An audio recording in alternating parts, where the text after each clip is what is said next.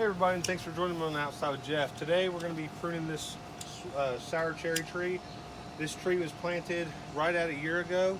Last year the only pruning I did was I topped the central leader. I topped it, and anything growing below this split here I pinched off. So now this year what I'm going to be looking at is I'm going to be thinning off some of the branches that are pointing towards the inside. And I'm also, if there's anything else below this point that I need to scrape off, I'm going to go ahead and take care of. So my end goal is to have this tree, the main branches coming up, the main leader, I'm going to have it about 6 to 7 foot tall. Right now it's about 5.5. So this one I'm allowed to come up. Then this one's growing up. It's going to also go up to about that height. And the same with this third one. So I'm going to have three. It's going to be a modified leader. There's going to be 3 main leaders. So what I'm looking for is, like on these 2 leaders, we have competing limbs going at each other. So I want to go ahead and eliminate some of that competition by doing some thinning. You'll see some of these are really stubby branches and some of them are longer branches.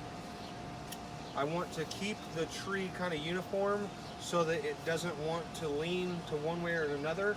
So when you're cutting, when you're trimming, you do want to kind of take balance into consideration. I can't really trim anymore on this left side, or it's going to really start awkwardly leaning. I'm looking over to here.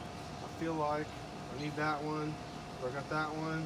We're looking pretty good on this one at this point. So we're going to move to the central. The central, there's a few down here low. We need to get rid of those. We don't need anything that low. So I got about 5 or 6 of those out of there. And then we're going to move to this left modified leader. We got one coming in that's competing with all 3. Got another one here that reaches all the way across, competing with all 3. Here's one in the middle I missed. It's competing with the one on the far south. Let's see here, looking pretty good. We got another one here we're going to clip off. This is really going to help as the tree grows and gets older. It's going to help with disease control because light's going to be able to get in there and dry those leaves off. It's also going to help with fruit production. You're going to actually be able to see the fruit that the tree is trying to produce, and therefore you'll be able to get it picked better. There we go.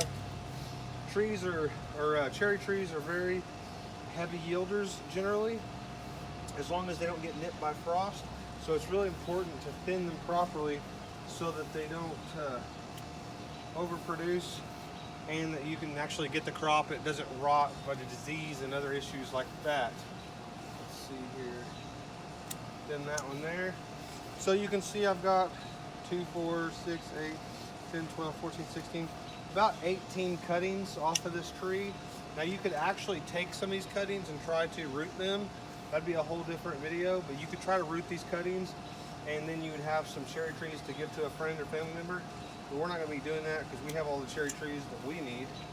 And also, everyone I know that wants a cherry tree has a cherry tree. So that's all the pruning we need for today.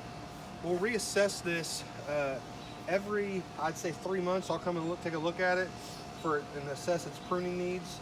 I also like to be sure when I'm pruning, you go ahead and pick up any leaves or anything like that. You don't want a whole lot of leaf litter around.